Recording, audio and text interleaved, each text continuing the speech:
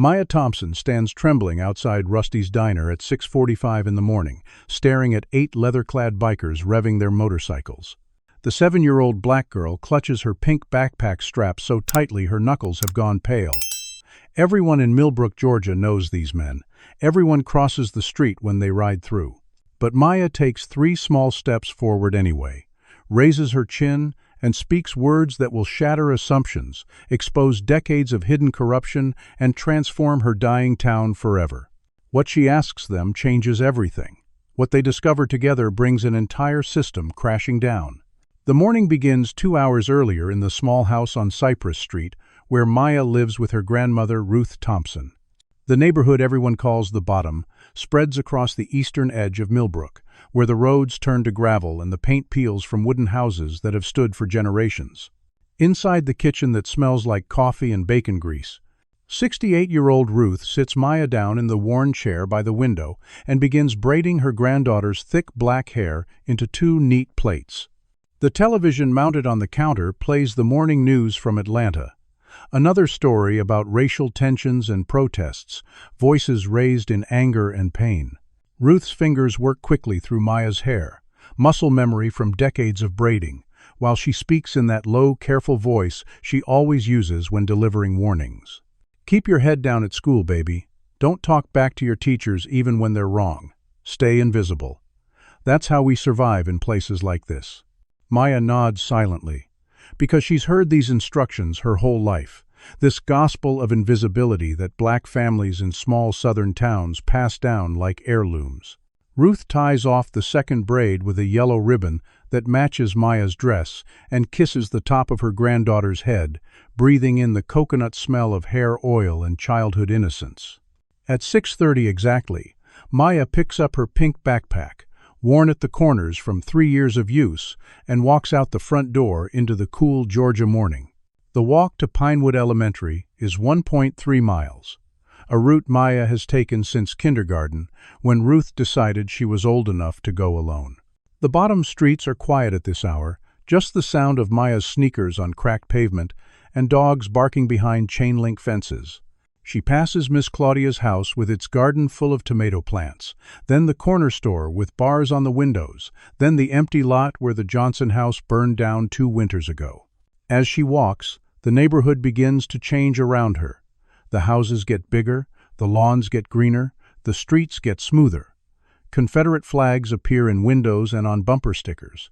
This is the part of the walk where Maya always holds her breath a little, where she makes herself small, where she remembers everything Ruth taught her about survival. For 3 weeks now, something terrible has been happening on this walk. It started the morning after Ruth testified at the town council meeting about the water making people sick in the Bottom. Maya was walking past the gas station on Main Street when a rust-colored pickup truck pulled up beside her, crawling along at walking speed with its engine rumbling like distant thunder. Inside were 2 teenage boys from Millbrook High School, Tyler Brennan and Cole Hayes, sons of the most important families in town. They leaned out the windows and shouted words that made Maya's stomach clench with fear and shame, words she'd never heard directed at her before but recognized instantly from the way they were shaped in hatred. They threw an empty bottle that shattered on the sidewalk near her feet, laughed when she flinched, then drove away leaving tire marks on the pavement. The next day they came back, and the day after that. Every morning for 3 weeks, the rust-colored truck has stalked Maya through the streets of Millbrook, the harassment escalating from words to threats to something darker. Yesterday, they cornered her behind the gas station during her walk home, blocked her path with their truck, stepped out wearing their Letterman jackets and cruel smiles. Tyler grabbed her backpack and dumped it on the ground while Cole filmed on his phone. They told her that her grandmother was causing trouble, that black people like the Thompsons needed to remember this wasn't their town anymore, that worse things than spilled books would happen if Ruth didn't shut her mouth.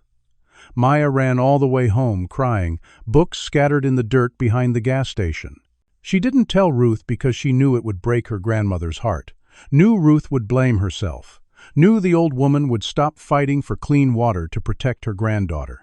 So Maya carried the fear alone, this crushing weight that made her wake up at 4 in the morning with her heart racing, that made her invent excuses to stay home sick, that made her 7-year-old brain work through impossible scenarios about how to stay safe in a world that seemed designed to hurt her. This morning, the rust-colored truck appears at the corner of 5th and Main, right on schedule, idling at the stop sign like a predator waiting for prey. Maya sees it and stops walking. Her whole body goes cold. She cannot make herself move forward. The truck's engine revs once, twice, a sound that vibrates through her chest. Tyler and Cole are inside. She can see their shapes through the windshield, waiting. Behind her is the bottom and safety, but also shame and surrender. Ahead is the truck and terror. And then Maya looks to her right and sees Rusty's diner, sees the 8 motorcycles parked in a row like steel horses, sees the leather-clad men standing in a circle smoking cigarettes and drinking coffee from paper cups. The Iron Ghosts Motorcycle Club, the group everyone in Millbrook fears and avoids, the men Ruth has warned her about since she was old enough to understand danger. They look exactly like the men from scary movies, all gray beards and tattoos and scars and hard eyes that have seen too much of the world's darkness. Maya knows asking them for help is probably stupid, possibly dangerous, maybe the worst idea a 7-year-old girl ever had. But the rust-colored truck revs its engine again, and she hears Tyler's laugh cutting through the morning air, and something inside her breaks and rebuilds itself harder. She walks across the parking lot toward the bikers, each step requiring more courage than she knew she had. The men notice her immediately. Their conversation dies mid-sentence. 8 pairs of eyes lock onto this tiny black girl in a yellow dress and worn sneakers walking straight toward them, like she has every right to exist in their space. The leader stands leaning against a black and chrome motorcycle. A man maybe 58 or 60 years old, with a scar cutting down his jaw and a Semper Fi tattoo visible on his forearm. His leather vest carries patches and insignia. Maya doesn't understand, but which speak a language of roads traveled and battles fought. He watches her approach with an expression that gives nothing away, neither friendly nor hostile, just present and waiting. Maya stops 3 feet away from him, close enough to speak, but far enough to run if she needs to. Her voice comes out smaller than she wanted, barely above a whisper, but the words are clear and they change everything that follows. "Will you walk me to school so I feel safe?" Complete silence falls over the parking lot. The morning seems to hold its breath. One of the bikers, a man with razor scars on his knuckles and cold eyes, laughs in a way that has no humor in it, a sound that says this is the stupidest thing he's heard all week. He starts to say something cruel, starts to refuse. But the leader holds up one finger without looking away from Maya, and the laughing man goes silent instantly, like a switch was flipped. The leader's eyes move past Maya to the rust-colored pickup truck idling at the corner, recognition flashing across his weathered face like lightning. When he speaks, his voice is gravelly from decades of cigarettes and shouting over motorcycle engines. "Who's in that truck?" Maya swallows hard and whispers 2 names that seem to carry weight in the morning air: Tyler Brennan and Cole Hayes. The leader's expression transforms into something dangerous and focused, the look of a man who has just identified an enemy. He stands up slowly, unfolding his tall frame from the motorcycle, and the other 7 bikers straighten unconsciously because they recognize this energy, this shift from casual mourning into something else entirely. The leader looks down at Maya and says 4 words that shock everyone present and mark the beginning of something that will tear Millbrook apart. "We ride with her." 8 motorcycle engines ignite simultaneously in a roar that shakes windows up and down Main Street and sets off car alarms 2 blocks away. The sound is thunder and fury and power given mechanical form, a declaration that something significant is happening in sleepy Millbrook this Wednesday morning. The bikers arrange themselves in a formation that speaks of military precision, 4 motorcycles ahead of Maya and 4 behind, creating a protective diamond with her at the center.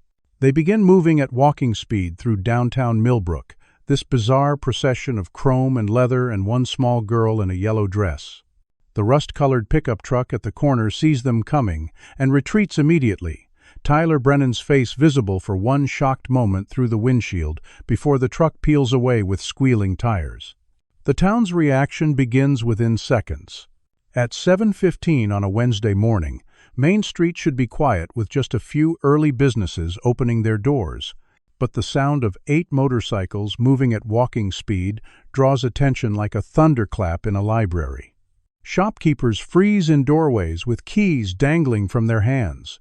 Early morning customers at the bakery press their faces against the glass like children at an aquarium. An elderly white woman walking her dog stops on the sidewalk and clutches her purse to her chest as if she's witnessing a crime in progress. Cell phones appear everywhere, dozens of them, filming from windows and doorways and passing cars. The sight is unprecedented in Millbrook's quiet history. The Iron Ghosts, the motorcycle club that has kept to itself for 20 years, operating from their warehouse on the edge of town and causing no trouble but radiating an aura of "don't mess with us" that kept everyone at a respectful distance, now escorting a black child through the white heart of town. During the walk, Maya begins to relax slightly, the thunder of engines around her feeling less like threat and more like shield. The leader rides his motorcycle slowly beside her, close enough that they can talk over the engine noise. He tells her his name is Hank Morrison and asks about the harassment, listening carefully as Maya explains everything in a rush of words that have been trapped inside her for weeks. She tells him about the rust-colored truck, about Tyler and Cole, about the names they call her and the things they threaten. Then she mentions something that makes Hank's hands tighten on his handlebars. It all started 3 weeks ago, right after her grandmother testified at the town council meeting. Ruth Thompson stood up in front of the mayor and the council members and presented evidence that the water in the bottom was contaminated, making people sick with rashes and headaches and nausea. She demanded the town investigate the old textile mill that sits upstream from their neighborhood, the abandoned factory that closed 15 years ago but still looms over the eastern part of Millbrook like a concrete tombstone. Since that testimony, life has been different. The harassment started. Strange cars drive past their house at night. Someone slashed Ruth's tires. And when Ruth filed police reports about the harassment, Officer Dale Brennan told her grandmother to stop making trouble, said she was imagining things, said maybe she should think about moving somewhere else if she didn't like how things were in Millbrook. Maya says all this while watching her feet, while the motorcycles rumble around her like mechanical guardian angels, while Hank Morrison's face goes through expressions she cannot read. When she finishes, Hank is quiet for a long moment. Then he reveals something that surprises everyone. He knows Ruth Thompson. 35 years ago, Hank came back from Vietnam with his head full of nightmares and his blood full of poison, a veteran with PTSD and heroin addiction that turned him into something barely human. He ended up in the county hospital more dead than alive, and Ruth was the night nurse who took care of him. While other nurses treated him like garbage, like just another junkie wasting a hospital bed, Ruth talked to him like he was a person. She brought him books. She told him stories about her own life. She held his hand during the worst of the withdrawals when he was screaming and thrashing and begging for death. She saved his life not just medically but spiritually, reminded him that he was worth saving, that he had value beyond his worst moments. Hank tells Maya that he has never forgotten what Ruth Thompson did for him, that some debts don't have expiration dates, that when you save someone's life, you become connected to them in ways that last forever. His voice cracks slightly when he says this. Decades of emotion compressed into a few words spoken over motorcycle noise. They reach Pinewood Elementary at 7:45. The school sits on 3 acres of land donated by the Hayes family 80 years ago, a brick building with white columns meant to evoke plantation architecture. The American flag and the Georgia state flag fly side by side above the entrance. Parents are dropping off children, minivans, and SUVs, forming a line in the circular driveway. The arrival of 8 motorcycles and Maya Thompson causes immediate disruption. Parents grab their children's hands. Teachers emerge from the building. And standing at the entrance with her arms crossed and an expression of pure fury is Principal Eleanor Hayes, a woman in her 50s with silver hair styled in a helmet-like bob and pearls around her neck that probably cost more than Ruth's monthly rent. She is Cole's mother, one of the most prominent women in Millbrook, a woman whose family name appears on half the buildings in town. Hank stops his motorcycle at the edge of school property, right where the public sidewalk meets the school's lawn. The other bikers fan out in a line, engines idling, creating a barrier between Maya and the arriving parents who are staring with open hostility. The atmosphere is thick with tension, with unspoken threats, with the clash of worlds that were never meant to intersect. Principal Hayes walks down from the entrance with clicking heels and righteous anger radiating from her like heat. She stops 10 feet away, far enough to avoid the motorcycle exhaust, close enough to make her authority clear. Her voice is sharp and carries the tone of someone used to being obeyed without question. These men are not welcome on school property, and I'm ordering them to leave immediately. If they don't, I'm calling the police. Hank Morrison cuts his engine. The sudden silence is almost as loud as the noise was. He looks at Principal Hayes with an expression of calm that somehow feels more dangerous than anger.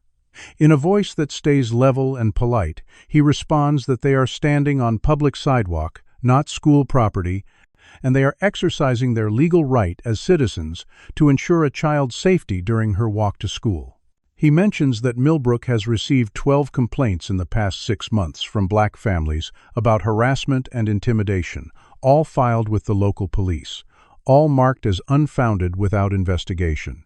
He says he's taken the liberty of contacting the county sheriff's office, the state education board, and a civil rights attorney this morning, requesting formal investigations into harassment complaints that have been systematically ignored.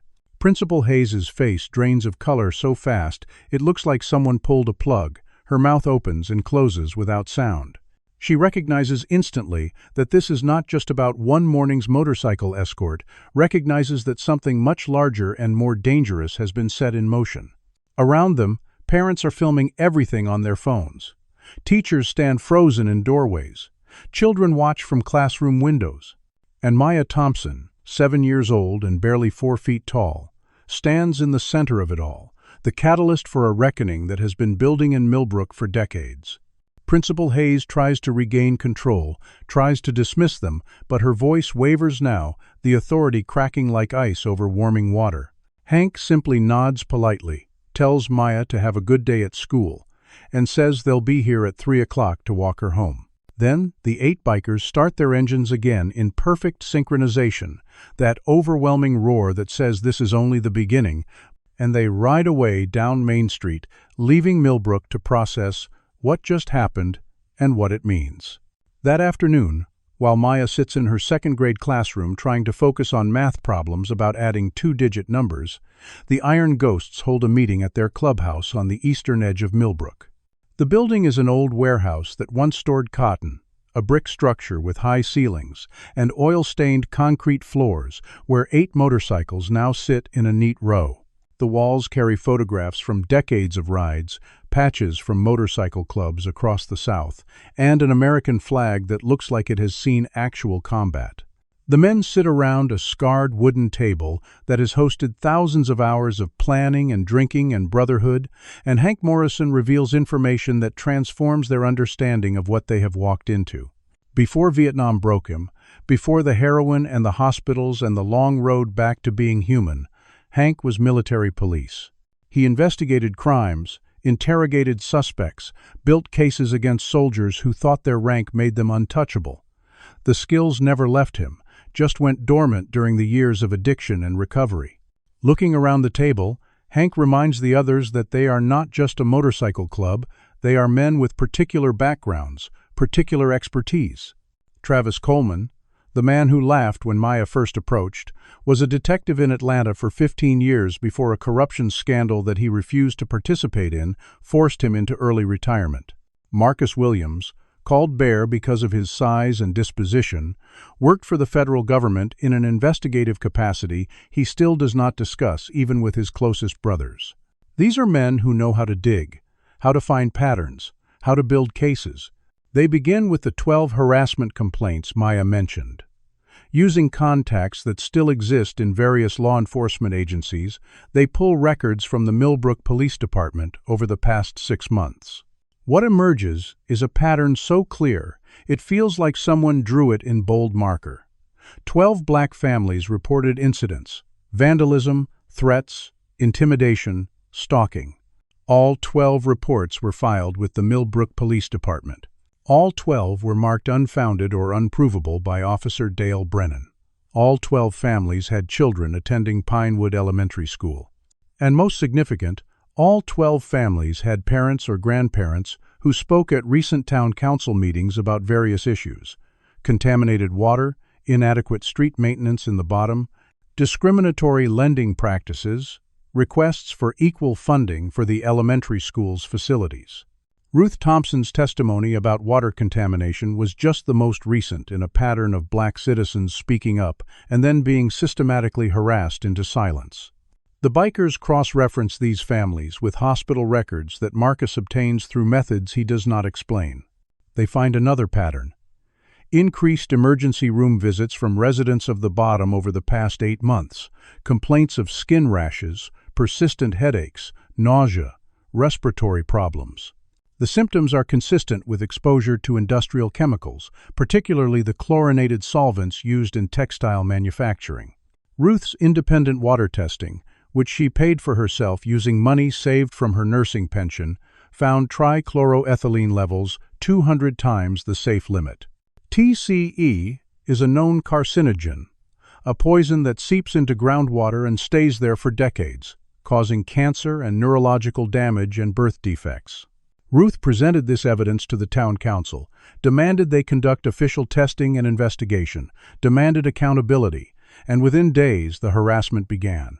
Following the trail backward, the bikers discovered that the old textile mill property is owned by Brennan Development Corporation, a company run by Robert Brennan, Officer Dale Brennan's older brother and the wealthiest man in Millbrook. The Brennan family has owned property in Georgia since before the Civil War, accumulated wealth through cotton and textiles and real estate, and now Robert Brennan controls most of the commercial development in the county. He purchased the abandoned mill 15 years ago for almost nothing, and for the past 3 years he has been negotiating to sell the property to a casino development company from Las Vegas for $12 million. But the sale requires environmental clearance. If contamination is proven, if TCE levels in the groundwater require remediation, the property becomes worthless and the cleanup costs would exceed $20 million, bankrupting Brennan Development and destroying the family's fortune. The harassment of black families who speak up about water quality is not random teenage cruelty. It is a coordinated intimidation campaign designed to silence activists before official environmental testing can be mandated by the state. Tyler and Cole are pawns, following instructions from their fathers who are protecting family interests. Principal Eleanor Hayes, as Cole's mother and a member of the town's elite, helps coordinate by identifying which families are causing trouble. The local police, led by Officer Brennan, ensure no investigations go forward. Even Mayor Richard Hayes, Eleanor's husband, has been blocking requests for environmental testing at the council level. The system is not broken. It is functioning exactly as designed, to protect wealthy white families at the expense of poor black residents. While researching property records at the county office, Marcus discovers something that stops him cold. 3 years ago, a black family named the Washingtons tried to file a lawsuit against Brennan Development Corporation. Their daughter, a girl named Kendra, who was 9 years old, died from a rare form of kidney cancer. The Washingtons believed the cancer was caused by contaminated water from the old mill. They hired an attorney, a black lawyer from Atlanta named Marcus Reed, who began investigating. Reed found preliminary evidence of contamination, requested environmental testing, filed motions for discovery. Then, 6 weeks into the case, the lawsuit mysteriously disappeared from court records. The Washington family left Millbrook suddenly, sold their house for far below market value, and vanished. Attorney Marcus Reed died 2 months later in a single-car accident on a rural highway, his vehicle leaving the road and hitting a tree at high speed on a clear day with no witnesses. The official report called it driver error. Marcus Williams makes phone calls, uses connections from his federal days, tracks the Washington family to a small town in Alabama. When he reaches them, speaks to Kendra's mother, Sarah Washington, the woman breaks down crying. She tells Marcus everything. After the attorney died, Robert Brennan came to their house personally with an offer: $50,000 and a non-disclosure agreement in exchange for dropping the lawsuit and leaving Georgia. The money would cover Kendra's medical debts and give them a chance to start over somewhere. Their remaining children would not face constant harassment. Sarah Washington signed because she had no choice, because fighting powerful white men in a small southern town is a battle that black families rarely win, because she had 2 other children to protect, and a husband whose construction business was being systematically destroyed through pressure on his clients. She tells Marcus that she thinks about Kendra every day, that the money feels like blood money, that she has lived with shame and rage for 3 years knowing they covered up her daughter's murder. Marcus records the conversation with Sarah's permission. When he plays it for the other bikers at the clubhouse, the room goes silent. They are not just looking at harassment and corruption. They are looking at conspiracy, at environmental crimes, at potential murder, and the system that is supposed to investigate and punish these crimes is complicit, controlled by the same people who committed them. Hank Morrison listens to Sarah Washington's recorded testimony, her voice breaking as she describes Kendra's final weeks, and feels something cold and hard settle in his chest. He thinks about Ruth Thompson, who saved his life 3 decades ago, about 7-year-old Maya walking to school in fear, about all the black families in Millbrook who have been terrorized into silence while their children drink poisoned water. He looks around the table at his brothers, men who have all been broken and rebuilt, men who chose this life outside conventional society because they saw how that society operated, how it protected some and sacrificed others. And he makes a decision that will either save Millbrook or burn it to the ground. The next morning at 6:45, the Iron Ghosts arrive at Ruth Thompson's house in the Bottom. Maya emerges wearing a blue dress this time, her backpack repaired where Tyler tore it, her grandmother standing on the porch with arms crossed and an expression mixing gratitude and concern. Ruth nods to Hank Morrison, a gesture of recognition between 2 people who share history, and watches her granddaughter walk away surrounded by 8 motorcycles like a tiny president with a heavily armed security detail. The procession moves through the Bottom, through downtown, approaching Pinewood Elementary using the same route as yesterday. But this morning, the opposition is organized. At the intersection of Main and Elm, Officer Dale Brennan's patrol car blocks the street, lights flashing blue and red against the morning sky. The officer stands beside his vehicle with one hand resting on his service weapon, his posture aggressive, his face set in an expression of authority challenged. Behind him, a crowd has gathered, maybe 40 or 50 white residents of Millbrook, some holding phones to film, others holding signs with messages like "Outside agitators go home and we support our police."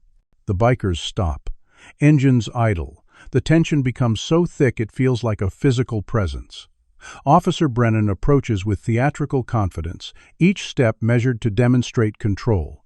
He stops 10 feet from Hank's motorcycle and announces in a voice loud enough for the crowd and cameras that the Iron Ghosts are being investigated for harassment, stalking, and child endangerment. He claims multiple complaints have been filed by concerned parents who fear for their children's safety. He orders the bikers to disperse immediately or face arrest. Hank Morrison remains perfectly calm, hands visible on his handlebars, voice level and clear.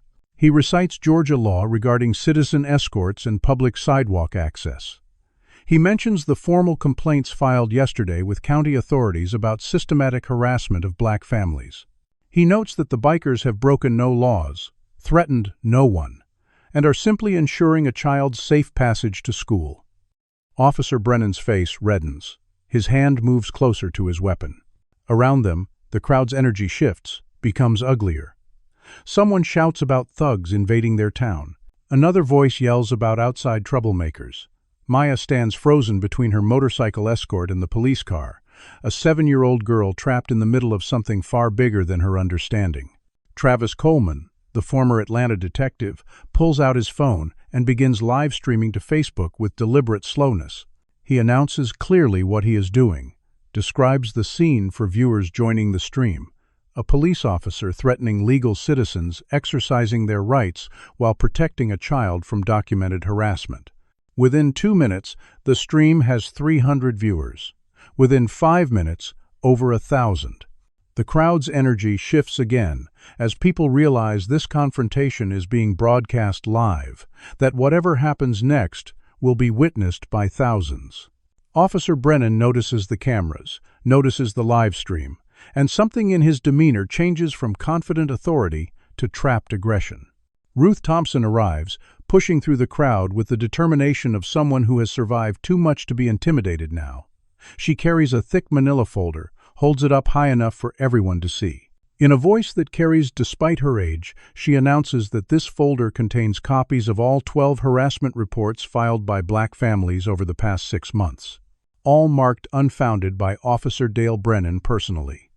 The folder also contains her independent water test results, showing dangerous contamination levels. She states clearly, for the live stream and the crowd, that she is submitting everything to the State Attorney General's office today, requesting a full investigation into both environmental crimes and civil rights violations. Officer Brennan loses his composure completely. He shouts that Ruth is a troublemaker, that she is destroying Millbrook's economy with false accusations, that Black people like her need to remember their place in this town. The words hang in the morning air, broadcast live to thousands of viewers, recorded on dozens of phones. Even some of the white residents in the crowd shift uncomfortably, recognizing that something has been said that cannot be unsaid, that the mask of civil authority has slipped to reveal something uglier underneath. Maya, who has been silent and trembling throughout this confrontation, suddenly steps forward. She moves away from Hank's motorcycle, walks 3 steps toward Officer Brennan, and speaks in a voice that is small but absolutely clear. On September 23rd, Tyler Brennan told me my grandmother should die like the Washington's girl did, and then nobody would care about dirty water. Absolute silence falls over the intersection. The live stream viewership spikes above 5,000. Officer Brennan's face goes white as bone. Maya has just connected his son to knowledge of a covered-up death, has created a verbal link between the Brennan family and the Washington family tragedy, has done so on camera with hundreds of witnesses, including several parents from Pinewood Elementary, who are now looking at each other with dawning horror. Travis's live stream chat explodes with comments and questions. Who are the Washingtons? What girl? What death? The story that Robert Brennan spent $50,000 and 3 years burying has just been exhumed by a second grader in a blue dress. Officer Brennan realizes too late that he has walked into a trap, that this entire confrontation was designed to make him lose control on camera, to reveal his true motivations, to expose the coordination between his family and the harassment campaign. He stands frozen, hands still near his weapon, face cycling through emotions too fast to track. The crowd waits, the cameras watch. And Hank Morrison says quietly, "For the live stream and for history, Officer Brennan, you have a choice to make right now. You can either arrest us for exercising our legal rights while protecting a child, which will be seen by thousands as exactly the kind of corrupt abuse of power we are fighting against. Or you can step aside, let us complete our escort, and hope that the investigations into your family's actions show mercy. Choose wisely, because the whole world is watching." The standoff lasts 30 more seconds that feel like hours. Then Officer Brennan steps back, climbs into his patrol car, and drives away without another word. The crowd disperses slowly, people looking confused and angry and uncertain. Ruth Thompson walks to Maya and pulls her granddaughter into a fierce hug. The Iron Ghosts form up their protective diamond again and complete the escort to Pinewood Elementary, where Principal Hayes watches from her office window, phone pressed to her ear, already making the calls that will launch the next phase of the war. Millbrook is fighting with itself. That afternoon, while Maya sits through spelling tests and social studies lessons about state capitals, Robert Brennan orchestrates a counterattack from his office in the Brennan Development Corporation building on Main Street. He is 56 years old, silver-haired, handsome in the way powerful men often are, wearing a suit that costs more than most Millbrook families earn in a month. His office has floor-to-ceiling windows overlooking the town square where a Confederate monument stands, bearing the names of local boys who died defending slavery. Robert Brennan has spent 3 years carefully managing the environmental contamination issue, paying the right people, burying the right evidence, ensuring the casino sale would go through before anyone could prove the water was poisoned. And now, Because of one stubborn nurse and 8 bikers and a child's testimony on livestream, everything is unraveling at terrifying speed. He holds a press conference at 2 in the afternoon, time to make the evening news cycle. Local television stations from Savannah and Atlanta send crews. Robert Brennan stands at a podium with the Brennan Development Corporation logo behind him, looking serious and concerned and utterly reasonable. He announces that his company has recently become aware of disturbing activity in Millbrook. A motorcycle gang with criminal records has been harassing local families, manipulating a vulnerable child for attention and publicity. He presents documents, professionally prepared and completely fabricated, suggesting that Hank Morrison has multiple felony convictions for assault, that Travis Coleman was fired from the Atlanta Police Department for brutality, that the Iron Ghosts are a criminal enterprise under investigation by multiple agencies. He produces another set of documents, equally false, showing that Ruth Thompson defaulted on a business loan from Brennan Bank 15 years ago and has held a grudge against the family ever since. The press conference is masterful, delivered with perfect sincerity, backed by official-looking paperwork that journalists accept without verification. Robert Brennan answers questions with practiced concern, expressing sympathy for Maya Thompson while suggesting she is being exploited by adults with ulterior motives. He denies any connection between his family and harassment of black residents, calls the water contamination claims unsubstantiated fear-mongering, and positions himself as a pillar of the community being attacked by outside agitators who do not understand Millbrook's tight-knit character. By 5 o'clock, the story has shifted in local media. News broadcasts run footage of the morning confrontation but frame it through Robert Brennan's narrative. Bikers with criminal pasts surrounding a child, creating dangerous situations, possibly manipulating her testimony. Social media explodes into tribal warfare, half the comments praising the Iron Ghosts as heroes standing against injustice, the other half condemning them as thugs exploiting racial tensions for notoriety. Ruth's house receives hate mail, anonymous letters calling her traitor and worse. Someone spray paints the N-word across her front door overnight in letters 3 feet tall. The town attorney, a man named Preston Whitmore who has served Millbrook's interests for 30 years, files for an emergency restraining order against the Iron Ghosts, claiming they pose a threat to public safety and student welfare. The motion requests they be prohibited from approaching within 500 feet of Pinewood Elementary, effectively ending their ability to escort Maya. A hearing is scheduled for Friday, 3 days away. If the order is granted, Maya loses her protection, and the Brennan family wins by making the story about dangerous bikers rather than poisoned water and dead children. Ruth receives an anonymous phone call that evening while Maya is doing homework at the kitchen table. The voice is male, disguised somehow, speaking in a monotone that sounds almost mechanical. The voice offers Ruth $100,000 to leave Millbrook immediately, drop all complaints about water quality, and sign a non-disclosure agreement identical to the one the Washingtons signed. The offer expires in 48 hours. If Ruth refuses, the voice promises that what happens next will make the harassment look gentle by comparison. Ruth hangs up without responding, but her hands are shaking so badly she has to sit down. Maya asks if she is okay, and Ruth lies, says yes baby, everything is fine, keeps lying because that is what grandmothers do when they are terrified but cannot show it. At the Iron Ghosts clubhouse, the bikers' investigation reaches a critical breakthrough. Marcus Williams has been making calls, using contacts from his federal investigator days, trying to find anyone at the EPA who knows anything about the old textile mill. He finally reaches James Chen, a retired EPA inspector now living in Anchorage, Alaska. Chen is 61 years old, worked for the agency for 30 years before taking early retirement 5 years ago. When Marcus explains why he is calling, Chen goes silent for a long time. Then, he says 5 words that change everything. I was waiting for this call. Chen reveals that 4 years ago, he was assigned to conduct a routine environmental assessment of closed industrial sites in Georgia. The old Millbrook textile mill was on his list. He took groundwater samples, sent them to the lab, and received results that shocked him.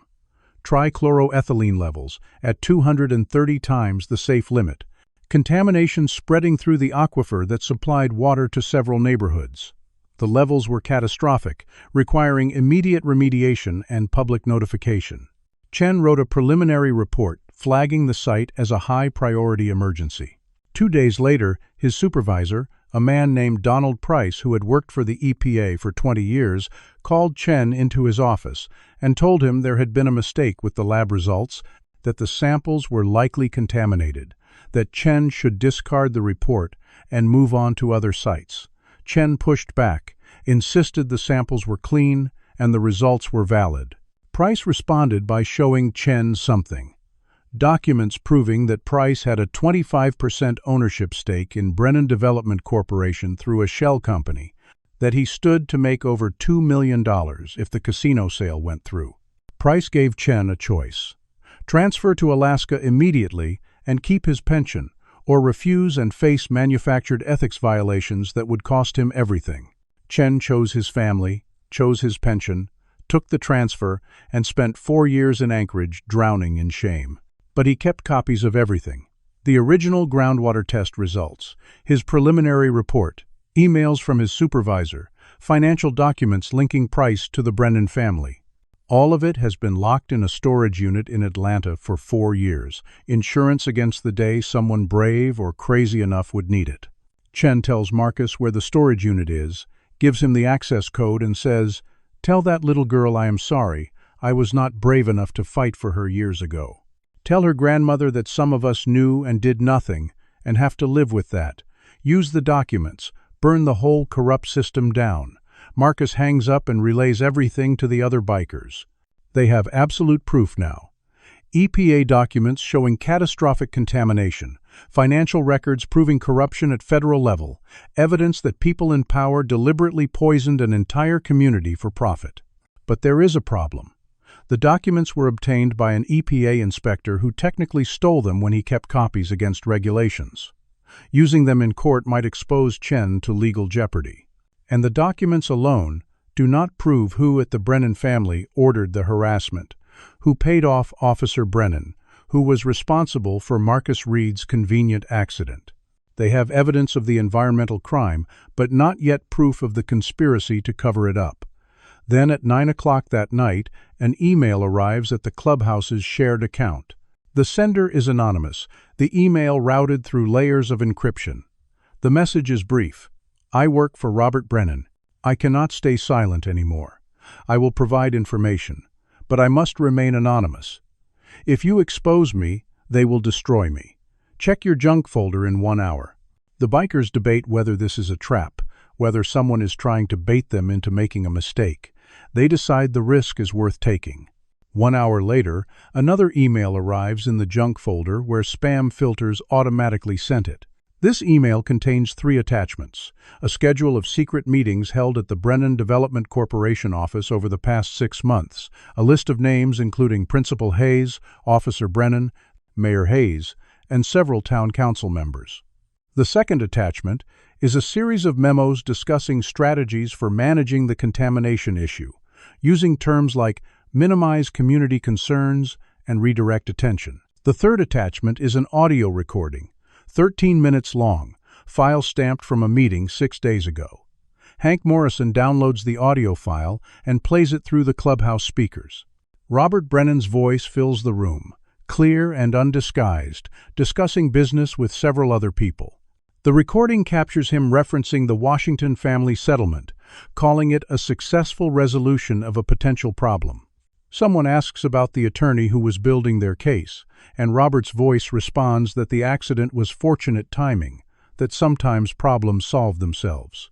Another voice, confirmed as Principal Hayes, discusses current black families causing trouble at town council meetings and suggests applying targeted pressure through their children at school. Officer Brennan's voice appears, discussing how he has been marking harassment complaints as unfounded.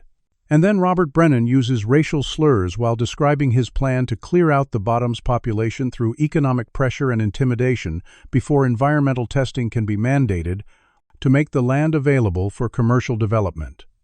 The recording is date-stamped from 6 days ago. The bikers have absolute proof now of conspiracy, corruption, and what sounds very much like Robert Brennan admitting to involvement in Marcus Reed's death. But the recording was clearly obtained illegally by someone inside the organization, someone risking everything to expose the truth. Using it directly would expose their anonymous source and potentially invalidate the evidence in court. They are holding a smoking gun they cannot fire without destroying the person who put it in their hands. Hank Morrison listens to the recording 3 times, hearing Robert Brennan's casual cruelty, his complete lack of conscience about poisoning children for profit. He thinks about Maya asking for help outside Rusty's diner, about Ruth saving his life decades ago, about Kendra Washington dying from kidney cancer while wealthy men protected their investments. And he realizes they have walked into something far more complex than escorting a child to school, something that will require sacrificing everything they are to make right.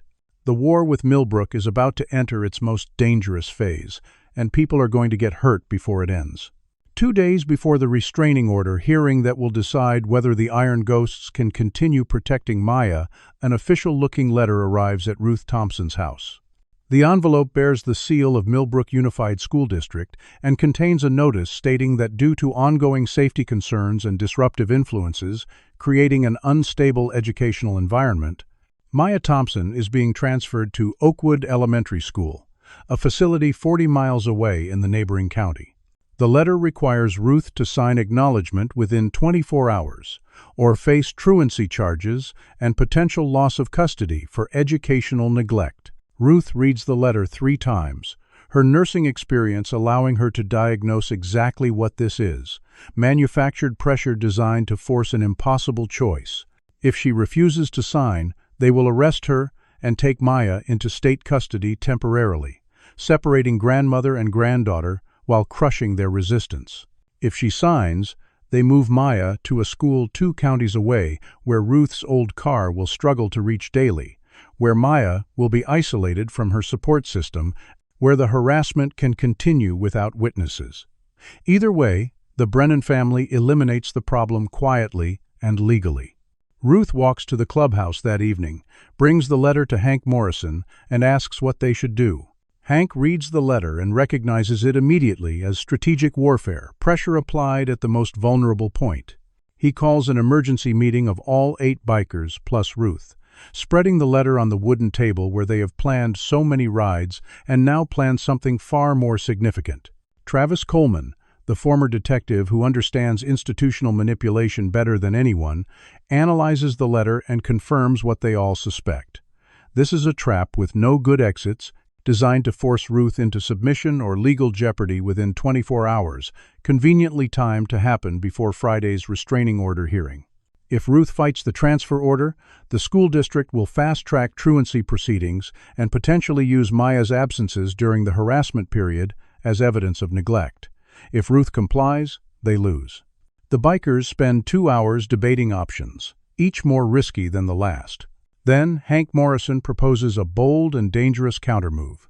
They will go public with everything simultaneously, forcing the story into the open before the hearing, creating so much attention that the Brennan family cannot bury it.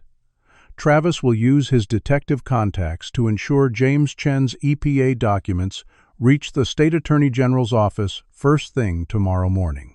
Marcus will deliver copies to the Atlanta Journal-Constitution, the Southern Poverty Law Center, and 3 environmental advocacy groups. They will leak the information about the Washington family settlement and Marcus Reed's suspicious death to investigative journalists who specialize in exposing corruption.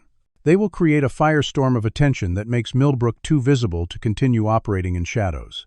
It is an all-or-nothing strategy that will either expose the conspiracy or paint the bikers as reckless vigilantes, manufacturing false accusations. They vote unanimously to proceed. That night, Ruth sits with Maya at the kitchen table, both of them eating grilled cheese sandwiches that taste like cardboard because fear makes everything flavorless. Ruth tries to explain that tomorrow might be difficult, that people might say cruel things on television and online, that their faces will be on the news and strangers will have opinions about their lives. Maya, who is 7 years old but has experienced more injustice than many adults, asks a question that breaks Ruth's heart. If we fight and lose, Will we have to leave like the Washington family? Ruth wants to promise victory, wants to guarantee that courage and truth always triumph over power and corruption, but she has lived 68 years in America as a black woman and knows that is not always how the story ends. So she tells Maya the only truth she can offer. We fight because it is right, not because we know we will win. We fight because Kendra Washington deserves justice, even though she cannot ask for it anymore. We fight because, if we do not, the next little girl will face the same fear you faced, and whatever happens, we fight together. Maya nods solemnly, understanding more than a child should have to understand. That evening, Millbrook crackles with tension like the air before a thunderstorm. A black church on the edge of the bottom receives a bomb threat, forcing evacuation during Wednesday night services. Someone slashes the tires on all 8 motorcycles parked at the clubhouse, causing $5,000 in damage. Pro-Brennan residents organize a counter-protest for Friday's hearing, spreading word through Facebook and text chains, calling for the town to stand united against outside agitators and false accusations. The Iron Ghosts sleep in shifts, 4 men always awake and standing guard outside Ruth's house. At 2 a.m, Officer Dale Brennan's patrol car drives past slowly, stops directly in front of the house, idles there for 3 full minutes while the officer stares at the bikers through his windshield. He does not exit the vehicle, does not speak, just sits there with engine running and eyes locked on the men who have made his family's careful corruption visible. Then he drives away slowly, taillights disappearing into the darkness. It is a psychological tactic designed to intimidate, to show that he knows where they are, that he can return any time, that they are never truly safe. But Hank notices something the officer probably did not intend to reveal. Brennan's hands were shaking on the steering wheel. The officer's face showed fear, not confidence. The power structure is starting to crack under pressure. At 4 a.m, the anonymous email source contacts them with an urgent message marked critical. The sender writes that Robert Brennan discovered yesterday that EPA documents were leaked, that he knows someone inside his organization has betrayed him, that he is panicking. In response, he has ordered Tyler and Cole to create an incident this morning before the documents can gain traction in media, something that will paint the Iron Ghosts as dangerous and give police justification for mass arrests. The source provides specific details. The teenagers will stage a confrontation at the corner of Main and 5th at 7 a.m, will deliberately provoke the bikers into physical contact, while accomplices film only the bikers' response, will then claim assault. It is a setup designed to destroy the bikers' credibility hours before Chen's documents reach major news organizations. The source ends with a desperate plea. You must not take the bait. They are trying to make you the villains. Robert has already prepared statements for media. This is his last move before everything collapses. Be smarter than his plan. The bikers read the message together in the gray light before dawn. They have approximately 3 hours before the setup is supposed to happen. Hank Morrison, who has fought battles on 3 continents and in the hellish landscape of his own addicted mind, recognizes this for what it is, a final desperate gambit by powerful men who feel control slipping away. And he formulates a counter-trap that requires perfect discipline, perfect timing, and a willingness to let the enemy commit to their plan before springing the reversal. They spend the next 2 hours preparing, borrowing body cameras from Travis's police contacts, positioning their own witnesses, and preparing to document everything that happens during the morning escort. When Maya and Ruth emerge at 6:45, the bikers are ready for the war that is about to begin. At 6:30 in the morning, Maya Thompson walks out of her grandmother's house wearing a green dress that Ruth sewed herself and sneakers that are starting to show holes in the toes. The 8 bikers are waiting, their motorcycles repaired and gleaming despite the slashed tires from last night, engines warming in the cool morning air. But this time, every biker wears a body camera clipped to their vest, small devices that record everything in high definition, borrowed from Travis Coleman's detective friends, who understand the value of documentation. Hank Morrison tells Ruth and Maya that today will likely be difficult, that they should be prepared for confrontation, but that the bikers will not respond to provocation no matter what happens. They are being hunted by people who need them to make a mistake, so they will give their hunters nothing to use. The procession forms its protective diamond around Maya and begins moving through the bottom toward downtown. The morning is overcast, clouds hanging low and gray, the air thick with humidity that promises rain later. As predicted, Tyler Brennan and Cole Hayes are waiting at the corner of Main and 5th Street, but they are not alone. 6 other teenagers stand with them, all white, all wearing Millbrook High School athletic gear, all positioned with the precision of people following a plan. Behind them, 2 men with professional cameras are set up on the sidewalk, their equipment far more sophisticated than cell phones, clearly hired for this purpose. And across the street, barely visible through the window of a parked sedan, someone is filming from another angle. It is a coordinated operation designed to capture the bikers' expected violent response from multiple perspectives, while the provocation itself remains off-camera. The bikers stop their motorcycles 50 feet away. Hank raises one hand in a signal, and the engines cut simultaneously. In the sudden quiet, Tyler steps into the street, blocking Maya's path forward. He begins shouting with theatrical anger, his words clearly rehearsed. These bikers have kidnapped and brainwashed this child. They are using her for publicity. Someone needs to stop this before she gets hurt. Cole holds his phone high, filming carefully, keeping the angle focused only on the bikers and Maya, making sure the cameras will not see Tyler blocking the path or the other teenagers moving aggressively closer. The 6 other boys echo the accusations, voices rising in practiced outrage, creating chaos and confusion. A crowd gathers quickly, drawn by the shouting. The people who arrive are not random morning commuters, but individuals who were clearly told when and where to be, positioned as witnesses who will support whatever narrative emerges. Despite the verbal assault, despite teenagers shouting accusations 3 feet from their faces, the Iron Ghosts remain absolutely motionless. They do not respond. They do not speak.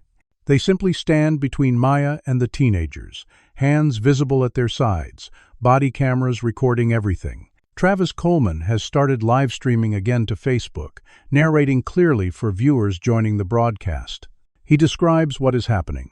Staged provocation, hired cameras, positioned witnesses, all designed to force a reaction that can be edited to look like unprovoked violence. The live stream viewer count climbs rapidly, 300, 500, 1,000. The teenagers' frustration becomes visible. The plan requires the bikers to react violently, so the professionally filmed footage will show dangerous criminals attacking concerned citizens trying to rescue a child. But the bikers are giving them nothing. Tyler and Cole exchange glances, communication without words. They move to the next phase of the plan. Cole suddenly lunges toward Maya, trying to grab her backpack while shouting that she is being held against her will and he is rescuing her. It is the trigger move, the deliberate physical contact designed to force the bikers to intervene so it looks like assault when captured on film. But Hank Morrison anticipated exactly this move. He does not touch Cole. Instead, he steps directly in front of Maya, blocking her with his body, and calls out in a voice loud enough to carry across the street, "Officer Brennan, are you going to stop your son from assaulting this child, or are you going to continue filming from your vehicle?" The crowd turns as one. Phones pivot to point across the street. Travis's live stream camera swings to capture what Hank has spotted. Officer Dale Brennan's patrol car parked 70 feet away, angled perfectly to film the confrontation, dashboard camera conspicuously aimed at the scene.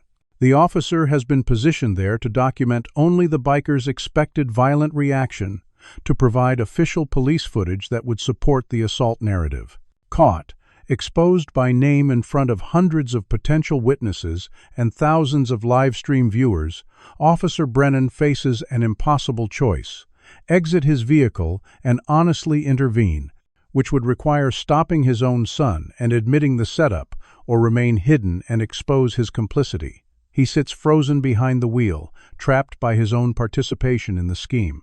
Travis announces loudly for all witnesses and viewers that every biker is wearing a body camera, that they are live streaming to multiple platforms, that thousands are watching in real time, that every moment of this confrontation is being documented from multiple angles, showing exactly who is provoking whom. He narrates the setup.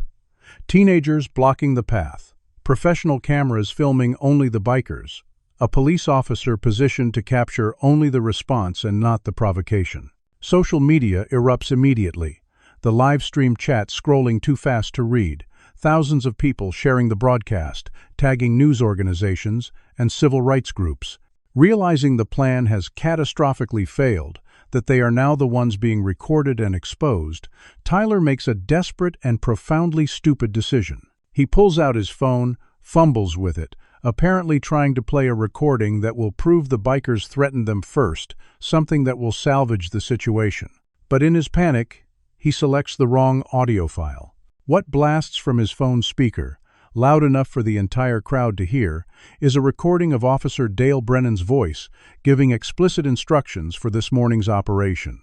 The recording captures the officer telling Tyler exactly what to say, how to provoke the bikers, when to grab Maya, where the cameras would be positioned, where Officer Brennan himself would park to film only the response.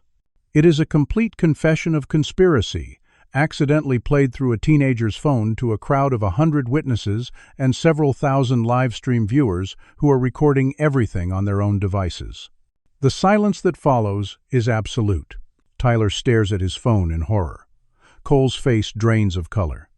The other 6 teenagers back away slowly, recognizing they have been caught on camera participating in a criminal setup. The professional cameramen begin packing their equipment, trying to disappear. Officer Brennan sits in his patrol car with his hands gripping the steering wheel, watching his entire career implode in real time. The crowd stands frozen, processing what they just heard. Proof that local police conspired to frame innocent citizens, that teenagers were weaponized against a child, that everything the bikers claimed about corruption was true. Before anyone can move or speak, 3 unmarked SUVs arrive simultaneously from different directions, moving with the coordinated precision of federal operations. The vehicles stop in a triangle formation around the intersection. Doors open and 12 people emerge, wearing jackets marked FBI and EPA. They move with practiced efficiency, badges displayed, establishing authority within seconds. The lead agent, a black woman in her 40s with an expression of controlled fury, announces that based on evidence received by the Attorney General's office overnight, the FBI is assuming jurisdiction over investigations into civil rights violations, conspiracy, environmental crimes, and possible homicide related to the death of attorney Marcus Reed. She states that Officer Dale Brennan is being detained immediately for questioning regarding civil rights violations under color of law and conspiracy to obstruct justice. 2 agents approach the patrol car, open the door, and extract the officer who does not resist, because resistance would be filmed by dozens of cameras. Tyler Brennan and Cole Hayes are taken into custody as juveniles pending charges related to assault, harassment, and participation in conspiracy. The other teenagers are separated and questioned. The professional cameramen are detained and their equipment seized as evidence. The entire setup collapses like a building with its foundation removed. The lead FBI agent approaches Ruth Thompson and Maya, her expression softening as she kneels down to Maya's level. She introduces herself as Special Agent Patricia Morris, explains that Maya and her grandmother are now under federal protection, that no one will be allowed to harass or threaten them, that the United States government takes very seriously what has been done to their family and their community. She tells Maya something the child will remember for the rest of her life. You were the bravest person in this whole town. You asked for help when you needed it, and you stood up when powerful people tried to make you sit down. That kind of courage changes the world. Behind them, Robert Brennan's carefully constructed empire is crumbling at catastrophic speed. In less than 5 minutes, the entire power structure of Millbrook has been shattered, federal authority asserting itself over corrupt local institutions. The wall of protection that kept the Brennan family untouchable has been demolished by EPA documents, anonymous recordings, Tyler's accidental confession, and the courage of a 7-year-old girl who asked bikers for help outside a diner. Hank Morrison watches federal agents work the scene with professional efficiency and feels something like vindication mixed with exhaustion. He catches Ruth's eye across the intersection, and they exchange a nod. Two people who saved each other decades apart, now watching justice arrive 35 years too late for him and just in time for her granddaughter. The war is not over, but the most important battle has been won. Within 6 hours, Millbrook transforms from a quiet southern town into the center of a national news story. Satellite trucks from CNN, MSNBC, Fox News, and all 3 major networks set up outside the courthouse where emergency proceedings are being held. The live-stream videos of the morning confrontation have been viewed 17 million times across various platforms. The hashtag Maya and the Iron Ghosts trends #1 nationally, generating thousands of posts supporting the bikers and condemning the Brennan family's corruption. Journalists who specialize in exposing systemic injustice descend on Millbrook with recording equipment and hard questions, asking citizens how they could let this happen, why no one spoke up sooner, what kind of community poisons children to protect real estate deals. FBI agents secure the old textile mill property with yellow tape and armed guards, beginning comprehensive environmental testing that will take weeks. Within the first 48 hours, preliminary results confirm James Chen's findings from 4 years ago. Trichloroethylene levels at catastrophic concentrations. Contamination spreading through aquifers that provide water to 3 counties, affecting an estimated 15,000 residents. The estimated cleanup cost exceeds $160 million. Brennan Development Corporation's assets are immediately frozen pending environmental liability proceedings. Within 72 hours of Agent Morris's intervention, 14 arrests are made, including Robert Brennan, Officer Dale Brennan, Principal Eleanor Hayes, Mayor Richard Hayes, 2 town council members who accepted bribes to block environmental testing, the county health inspector who falsified water quality reports, and Donald Price, the former EPA supervisor who buried Chen's original investigation. The charges range from conspiracy to commit fraud and obstruction of justice to civil rights violations under federal law and criminal environmental violations. Robert Brennan is charged separately with involuntary manslaughter in connection with Kendra Washington's death and potential involvement in Marcus Reed's suspicious accident, which is officially reopened as a homicide investigation by the Georgia Bureau of Investigation.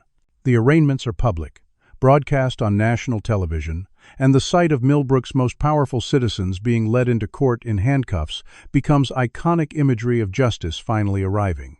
Millbrook's population divides sharply in response. Many white residents express genuine shock and shame, claiming they never knew the extent of the corruption, that they trusted leaders who betrayed that trust. A coalition of white and black clergy organizes community meetings focused on healing and accountability. Donations flood into the bottom from across the country, people sending money to help families affected by contaminated water, to support Ruth Thompson's medical bills from decades of nursing without adequate retirement, to establish a scholarship fund in Kendra Washington's name. But other residents double down on defending the Brennan family, organizing protests outside the courthouse with signs claiming government overreach and persecution of successful Southern businessmen. Confederate flags multiply on pickup trucks and front porches. Anonymous threats arrive at Ruth's house and the Iron Ghost clubhouse, ugly messages promising violence once media attention fades and federal agents leave. The tension remains explosive, the fundamental racism that enabled the corruption refusing to acknowledge defeat. Ruth Thompson becomes a reluctant symbol of resistance and courage, her face appearing in national magazines and television interviews. She sits for an hour-long segment on 60 Minutes, holding Maya on her lap, describing the 8 months of watching her neighbors get sick while authorities ignored her warnings. She speaks about Kendra Washington, a child she never met, but whose death motivated her to keep fighting when giving up would have been safer. She thanks the Iron Ghosts without hesitation or embarrassment, stating clearly that Hank Morrison and his brothers saved her granddaughter's life and exposed corruption that killed children. When the interviewer asks what she wants people to understand, Ruth says simply, "This is not just Millbrook's story. This is happening in poor black communities across America. People in power poison us and then tell us we are imagining it. We are not imagining it. Our children are dying and we are done being silent." The Iron Ghosts are profiled in Rolling Stone, The Atlantic, and a special investigation by ProPublica. Journalists uncover their backgrounds. Hank Morrison, Vietnam veteran who spent 15 years climbing out of addiction and has lived clean for 3 decades. Travis Coleman, Atlanta detective who refused to participate in a corruption scheme and was forced into retirement.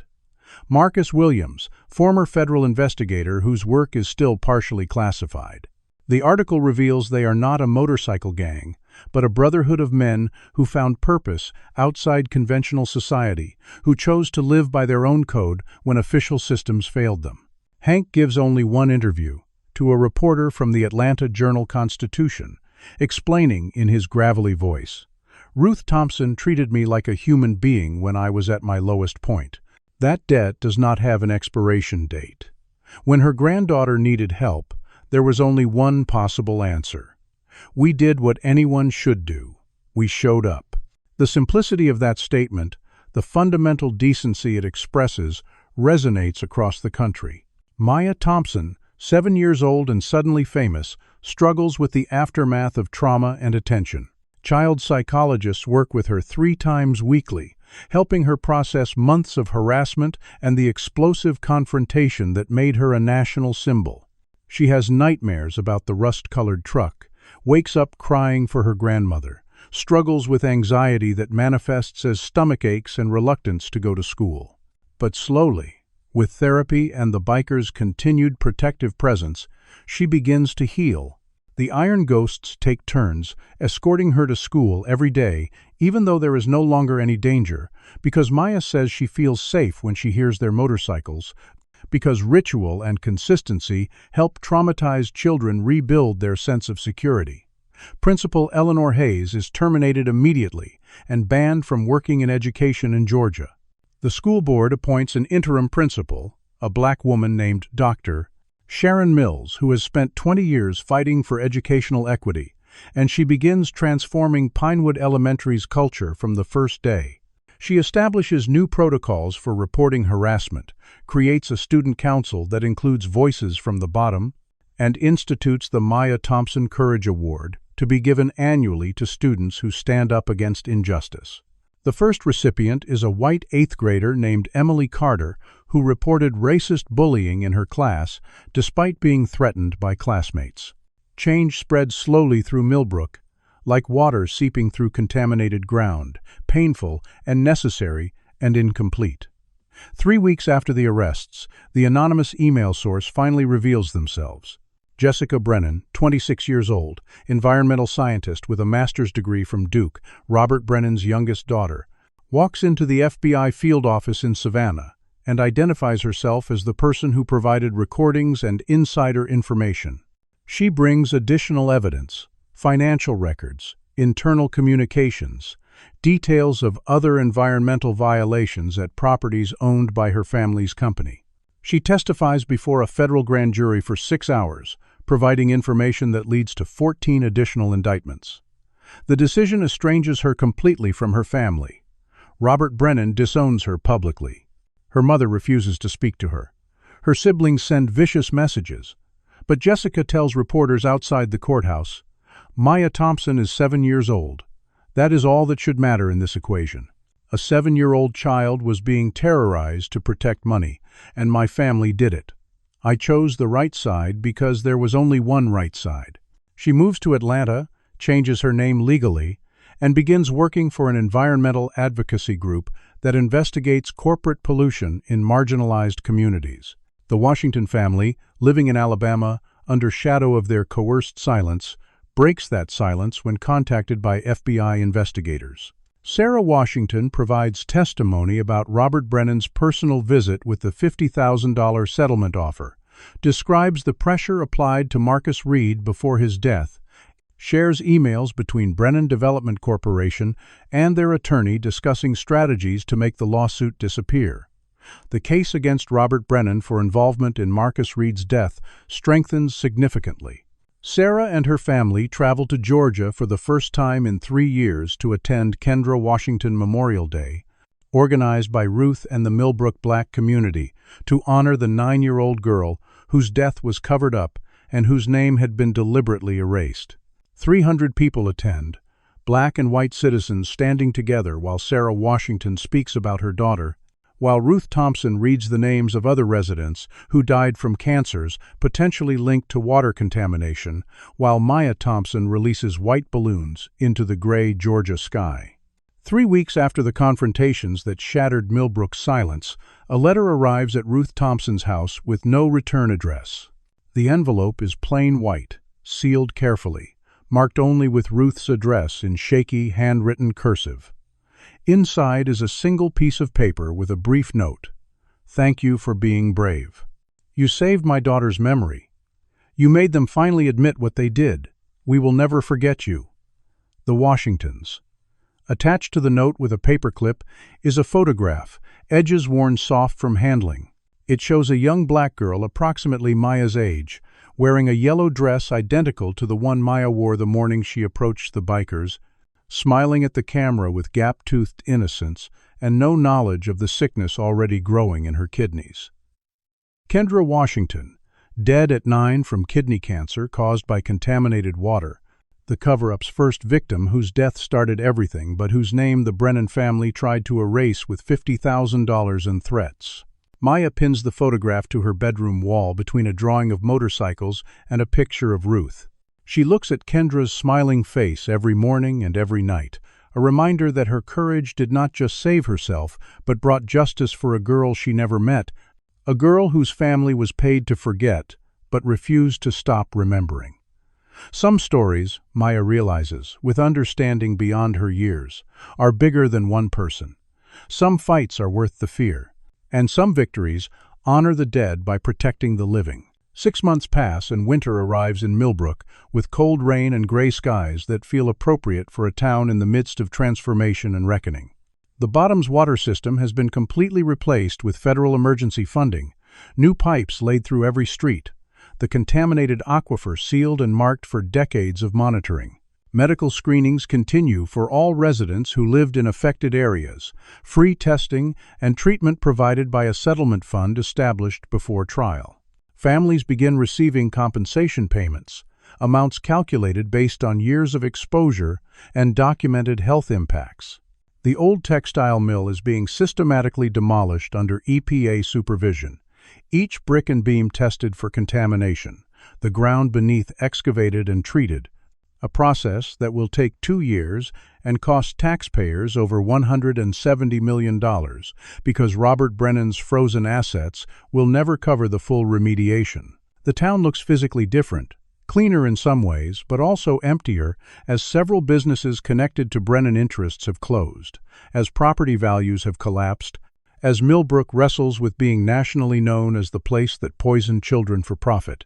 Maya Thompson, now 8 years old and in 3rd grade, walks to Pinewood Elementary every morning at 7 o'clock. Sometimes, the Iron Ghosts still escort her in their protective diamond formation, but not because she needs protection anymore. It has become tradition, a symbol recognized throughout Georgia and beyond, the image of 8 motorcycles surrounding a small black girl, representing something fundamental about who protects whom when official systems fail. Other children from the bottom have begun joining the morning walk, a growing procession of black and white students together, 10 or 15 kids trailing behind Maya like she is leading a parade. The rust-colored pickup truck was sold at auction. Tyler and Cole both attending alternative school as part of their plea agreements. The harassment ended, but its scars remaining in Maya's nightmares and therapy sessions.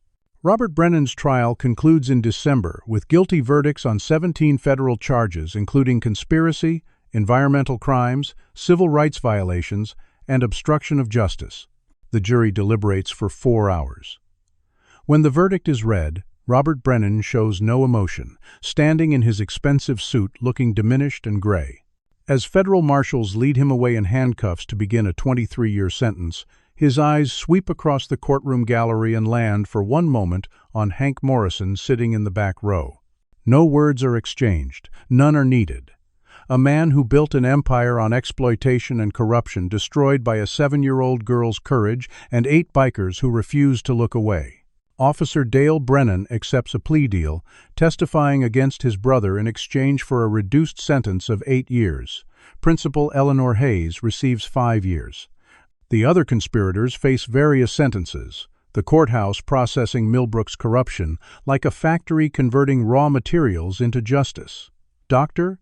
Sharon Mills, Pinewood Elementary's new principal, establishes programs aimed at healing the divisions the corruption exploited. She creates the Maya Thompson Courage Award with a brass plaque in the school lobby listing annual recipients. She institutes mandatory training on recognizing and reporting discrimination. She brings in speakers from the Southern Poverty Law Center to talk to students about civil rights history and present-day activism. The changes are imperfect and incomplete because racism cannot be dissolved with good intentions and new policies, but they represent movement in the right direction, seeds planted for future harvest. On a cold December morning when frost covers the grass and everyone's breath makes clouds, Maya stands outside Rusty's diner exactly where she stood 6 months ago. The Iron Ghost's motorcycles are lined up in their familiar row, the same black and chrome machines that surrounded her with protection when she was most afraid. Hank Morrison approaches carrying something wrapped in leather. He kneels down to Maya's level, his scarred face gentle, and unwraps a small vest custom-made in child size. The leather is soft and perfectly fitted, with patches that match the ones on Hank's vest. Embroidered across the back in gold thread are the words Honorary Iron Ghost. Hank's voice is rough with emotion he does not try to hide. You did something most adults never have the courage to do. You asked for help when you needed it, and you stood firm when they tried to break you. That is real strength. Real bravery is not the absence of fear. It is asking for help despite the fear. You changed this town. You saved lives. You honored a girl who died when no one was fighting for her. We are proud to call you family. Maya takes the vest, examines the patches and embroidery, runs her small fingers over the leather. She puts it on over her winter coat, and it hangs loose on her tiny frame, but she wears it with the dignity of someone who has earned every stitch. The other bikers stand in a line, 7 men who have become her uncles and protectors and friends. Ruth Thompson watches from beside them, tears streaming down her weathered face, seeing her granddaughter wrapped in the protection of men's society taught her to fear. Then Maya looks up at Hank with those same steady eyes that shocked him 6 months ago, eyes that have seen too much for a child but retained their clarity and strength. She says something that surprises everyone present, speaks with a perception that seems impossible for an 8-year-old, but which trauma and attention have given her. My teacher told me you were dangerous. Everyone said you were scary. But you know what I think? I think you were just waiting. All these years, living here, watching. You knew something was wrong. You just needed someone to ask for help before you could do what you were always meant to do. She pauses, then asks the question that changes everyone's understanding of the story they lived through. How long were you waiting, Mr. Hank? How long did you know? Hank Morrison's expression shifts, decades of secrets and shame flickering across his weathered face like sunlight through moving clouds. The other bikers watch him, sensing confession coming, sensing truth that has been carried alone. After a long silence, Hank admits something he has never told anyone, words that recontextualize everything that happened. 35 years ago, right after Ruth saved my life in that hospital, I saw documents at the VA Medical Center about chemical exposure from the textile mill. There were complaints from veterans who worked there before it closed, men getting sick with the same cancers and kidney problems. The documents disappeared the next day from the files. I was too broken then, too messed up with addiction and nightmares to fight. I did not even understand what I was seeing until years later when I was clean and sober. His voice cracks, and he does not try to hide it. I spent 35 years getting healthy, getting strong, building a brotherhood of men who could stand against power when the time came. Men who were broken by systems that did not care about them. Men who rebuilt themselves outside those systems. I was waiting for someone brave enough to start the fight. I just never imagined it would be a 7-year-old girl. The truth settles over everyone present like snow, quiet and transformative. The Iron Ghosts were not random saviors who happened to be present. They were a response. Hank Morrison spent 3 decades building, a force assembled specifically to fight the corruption he witnessed, but was too damaged to challenge alone. Every man he recruited, every skill they brought, Every year of preparation was aimed at this moment, even though he did not know exactly when or how it would come. He was waiting for permission, for someone to need him enough that his obligation to act would overcome his fear of powerful enemies. And Maya gave him that permission. Maya puts on the vest that marks her as family to these men, and the gesture is not bikers giving honor to a child but acknowledgement of mutual salvation. She needed their protection and gave them purpose. They shielded her body, and she redeemed their waiting. Around them, Millbrook continues its morning routine, forever changed by one moment of courage from its smallest citizen who was brave enough to approach the people everyone feared and ask the question that detonated decades of buried injustice. Hank Morrison and his brothers mount their motorcycles. The engines roar to life in synchronized thunder. And as they escort Maya Thompson to school one more time, riding slowly through streets where every person stops to watch this procession that has become Millbrook's most important ritual, the deepest truth emerges, clear and undeniable. This was not a story about bikers saving a child. It was about a child saving bikers who spent 35 years preparing for redemption. About how the most powerful revolutions begin with the smallest voices willing to speak. About how sometimes the people society teaches us to fear are just broken heroes waiting for permission to be whole. About how justice delayed can still arrive when courage meets preparation, when the oppressed find unexpected allies, when 7-year-olds refuse to accept that injustice is just the way things are. Maya's yellow dress and tiny leather vest, walking between 8 motorcycles through a town that will never be the same. Behind them, Ruth Thompson watches from her porch, tears streaming as she witnesses her granddaughter accomplish what she could not, making the invisible visible, forcing the comfortable to see the uncomfortable, teaching an entire community that justice is not about power or money or fear, but about being brave enough to ask for help, and brave enough to answer when asked. The motorcycles disappear down Main Street, their thunder fading into the December morning. And Maya Thompson, 8 years old and already a veteran of battles that broke adults, walks toward her future wearing the armor of family who chose her and the knowledge that she chose them back, that together they proved ordinary people can defeat extraordinary evil when they refuse to look away, refuse to stay silent, refuse to accept that children should be poisoned so wealthy men can stay wealthy. The story ends not with perfect justice, because justice in America is never perfect, but with changed lives, exposed corruption, remembered names, and one small girl who learned the most important lesson. Asking for help is not weakness. It is the bravest thing you can do. And sometimes the scariest people are just waiting for someone to ask. Now here is a question for you to think about. Have you ever been in a situation where you needed help but were afraid to ask? Or maybe you have seen someone struggling and wished you had been brave enough to help. Maya Thompson showed us that courage is not about being fearless, it is about acting despite fear. The Iron Ghosts showed us that redemption can come from the most unexpected places. Sometimes the people society tells us to avoid are the ones who will stand with us when everyone else looks away. Share your thoughts in the comments below. If this story moved you, if Maya's courage inspired you, or if you believe that standing up against injustice matters no matter how small you feel, please hit that like button and subscribe to this channel for more powerful true stories that need to be told. Share this video with someone who needs to hear about ordinary people doing extraordinary things, about communities fighting back against corruption, about children teaching adults what bravery really means. Thank you for watching and for caring about stories that matter.